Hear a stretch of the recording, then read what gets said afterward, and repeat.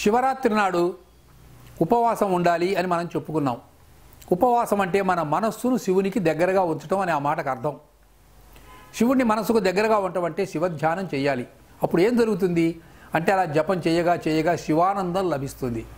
అన్నిటికంటే ఉత్తమమైనటువంటిది supreme and Sublime bliss, దాన్ని శివానందం అంటారు. లౌకికంగా మనకు కొన్ని ఆనందాలు లభిస్తుంటాయి, కానీ శివానందం అన్నిటికంటే ఇంకా ఎక్కువైనటువంటి ఆనందం. ప్రతి మానవుడు ఏం కోరుకుంటాడు? ఎవడు దుఃఖాన్ని కోరుకోడు కదా, ప్రతివాడు ఆనందాన్నే కోరుకుంటాడు. కానీ ఆనందాన్ని కోరుకున్నంత మాత్రం లాభం లేదు. దాన్ని పొందాలి అంటే దానికి ఏదో మార్గం ఉండాలి. అది ఏమిటి? ఆ మార్గం ఏమిటి? ఆనందాన్ని పొందే మార్గం అంటే ఎవడో ఆనంద స్వరూపుడు అతన్ని ఉపాసించి అతన్ని మనం హృదయస్థం చేసుకున్నప్పుడు, అతన్ని మనం మనోగతం చేసుకున్నప్పుడు మనకు ఆనందం సిద్ధిస్తుంది. ఇక అలా చేయాలంటే బాగా కడుపు నిండా భోజనం చేసామనుకోండి, నిద్ర వస్తుంది. లేకపోతే మన మనస్సు ఇతర విషయములందు లీనమవుతుంది. కాబట్టి ఆహారం తీసుకోకుండా ఉండటం మంచిది. తీసుకుంటే వెరీ అల్పాహారం తీసుకోవాలి. అల్పాహారం అంటే వృద్ధులు, తర్వాత బాగా చిన్న అనారోగ్యంతో ఉన్నవాళ్ళు, పసిపాపలు, వీళ్లకు ఈ నియమాలు వర్తించవు. ఎందుకంటే వాళ్ళు శరీరం తట్టుకోలేదు కాబట్టి. మనం ఏదైనా కూడా యథాశక్తి చేయాలి కదా. మరి పగలంతా మేము ఉపవాసం ఉండాలంటే మాకు ఈ రోజుల్లో అనారోగ్యాలు చాలా ఎక్కువగా ఉన్నాయండి. బిఎస్సి అంటారు. బిఎస్సి అంటే తెలుసు కదండి. బిఎస్సి అంటే డిగ్రీ కాదు. బి అంటే బ్లడ్ ప్రెషర్, ఎస్ అంటే షుగర్, సి అంటే ఏమిటి? సి అంటే కొలెస్ట్రాల్. కాబట్టి బిఎస్సి ఉన్నది ప్రతివాడికి కూడా ఈనాడు ప్రపంచంలో.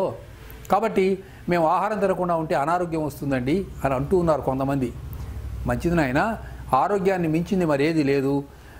అన్నిటికంటే ముఖ్యమైనది ఏమిటంటే ఆరోగ్యమే మహాభాగ్యం అని చెప్పారు. కాబట్టి ఈశ్వరుడు ఆరోగ్యాన్ని ఇచ్చేవాడు. కాబట్టి మీ శరీరానికి ఒక పూట కొంచెం రెస్ట్ ఇవ్వండి. సంవత్సరం అంతా పనిచేయిస్తూనే ఉన్నారు కదా ఈ శరీరం చేత. పనిచేయిస్తున్నప్పుడు ఒక పూట రెస్ట్ ఇస్తే అది కూడా సంతోషపడుతుంది. అయితే మేము తినకుండా ఉండలేవండి, మేము డయాబెటిక్ పేషెంట్స్ అలా అంటారు. అలా ఏం చేయాలి? కొంచెం ఏదన్నా కొద్దిగా పలహారం చేయండి. ఇది ఎక్సెప్షన్, అంటే అపవాదము, అందరికి కాదు. ఇది ప్రత్యామ్నాయ మార్గాలు చెప్తూ ఉన్నాను. ఏదన్నా కొద్దిగా పలహారం చేయండి. లేకపోతే ఏదన్నా సీజనల్ ఫ్రూట్ అంటారు. సీజనల్ ఫ్రూట్ అంటే మీ ఉన్న పరిసరాలలో దొరికే పండ్లు. ఇప్పుడు ఉదాహరణకి శివరాత్రికి మనకి అంగూరు పళ్ళు దొరుకుతూ ఉంటాయి. అంగూరు పళ్ళు తినవచ్చు. పరిమితంగా అరటిపండు తినాలి, ఎక్కువగా అరటిపళ్ళు తినకూడదు. పరిమితంగా తినాలి. ఏదైనా కూడా అనాస పండు తినవచ్చు. ఏదైనా సరే మీకు శివరాత్రికి లభించే పళ్ళు ఏవైనా ఉంటే ఆ పళ్ళను, ఫలాహారం అంటే అసలు పళ్ళు తినాలని అర్థం. ఫలహారం అంటే ఇంత పెద్ద ఉప్పుడు పిండి చేసుకొని అందులో గోంగూర పచ్చడి కలుపుకొని తింటాం అని అర్థం కాదు. అది భోజనం కంటే ఇంకా హెవీగా ఉంటుంది. ఫలాహారం అంటే పళ్ళు కొద్దిగా తిని, మరీ ఉండలేని వాళ్ళు ఎవరైనా ఉంటే నిమ్మరసం, కొంచెం నిమ్మరసం తాగితే ఆరోగ్యానికి బాగానే ఉంటుంది, ఇబ్బంది ఏమి ఉండదు. ఎక్కువగా మన మనస్సును శివుని యందు లీనం చేయాలి, లగ్నం చేయాలి. అలా చేసినందువల్ల మనకు శివానందం కలుగుతుంది, ఈశ్వరుని యొక్క అనుగ్రహం కలుగుతుంది.